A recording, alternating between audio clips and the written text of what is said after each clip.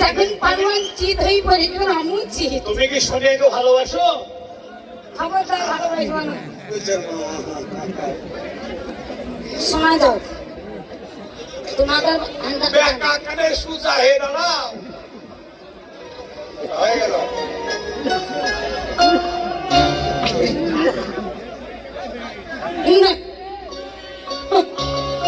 ক্ষমা করিবেন, অত সুন্দর বান্টি ওই বান্টি আমি মগ্ন হইল। আমি একা একা বলবো তাও হইল। ও বান্টি আপনি ওখানে বসে এখানে ছিলেন।